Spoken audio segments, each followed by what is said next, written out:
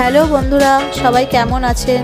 আজকে আমি আপনাদের কাছে দেখাবো আমি আজ সোমবার যে শ্রাবণ মাসের বাবা মহাদেবের উপোস করেছিলাম, সেই উপোস ভঙ্গের পর আমি কী খেয়ে উপোস ভঙ্গ করলাম রাত্রিবেলা, সেটাই আপনাদের কাছে তুলে ধরছি।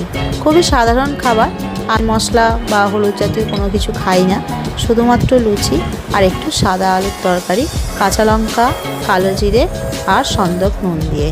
তাই আপনাদের কাছে তুলে ধরলাম আমার এটাই আজকে রাতের মেনু।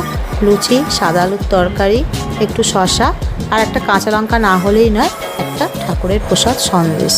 আমার তো এই লুচি সাদা আলুর তরকারি খেতে খুবই ভালো লাগে। আপনাদের কাদের কাদের ভালো লাগে আপনারা কমেন্ট করে জানাবেন। দেখে নিন আমার কেমন হয়েছে আজকের মেনু। আমার যদি এই ভিডিওটি চ্যানেলের দেখে ভালো লাগে তাহলে লাইক, কমেন্ট, শেয়ার করতে ভুলবেন না, আর অবশ্যই কিন্তু সাবস্ক্রাইব করবেন।